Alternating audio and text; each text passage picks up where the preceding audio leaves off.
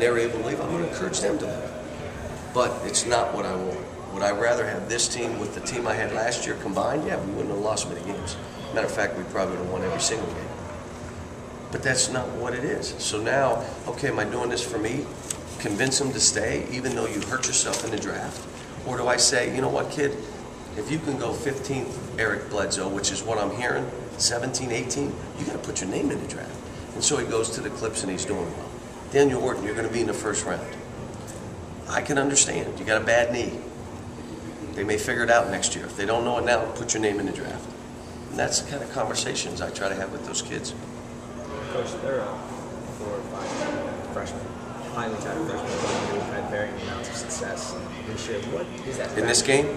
No, in this weekend. This week, Ohio State. There's we got 5 in our game. They're 5. They're 2. And I'll tell you, the kid from Indianapolis can really play. He's just not getting as many minutes. I would say he would start for most of the Big Ten. And he's coming off their bench and not playing a whole lot. What is the factor or the factors that kind of make or break the freshman season that affect you the most? Well, they're learning on the run. And there's only one way to build confidence, and that's demonstrated performance. You got to go out and demonstrate it and perform. And in your own mind, you'll figure out, I can do this. They all have doubt. Derrick Rose had doubt. Tyreek had doubt. They all have anxiety and doubt coming in. And then when they figure out I can do this, they start building that self-esteem, that confidence that they need to compete at the level that these kids are playing. Because you're right, there's 5 in this game, really 6, and there's, North Carolina. That kid's pretty good too. So.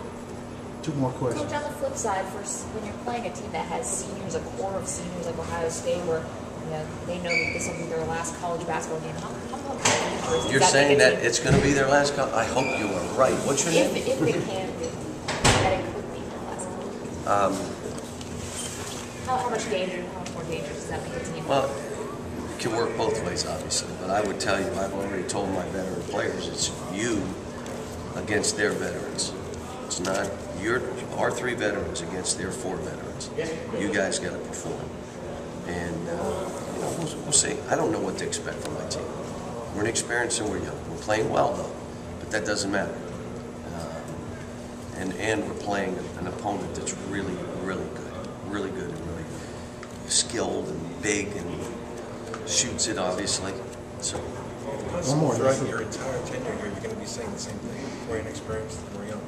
You realize that? Could. And if I have some veterans like Ohio State has, some 4-year guys to go along with their 2 freshmen, because Kraft and Sullinger, they're really good, but they're with these veterans. My veterans are inexperienced, but what if they all come back? Now we have experienced veterans to go with a couple young guys. You're fine. That's what happened to us in Memphis. We had an experienced team, and Derrick Rose came in. We won all the games. So you're right in one way. If we do our job and they do their job, and they all leave every year, if I'm putting out 5 pros a year into the league, I'll get whoever we want to recruit. They'll all want to come with us. So I don't think that's going to happen, but last year was the first time in the history of our sport it happened. So it's unusual if you think it's going to happen over and over. But I'd be happy. I'd be happy. Thanks, That's it. You got to go to another.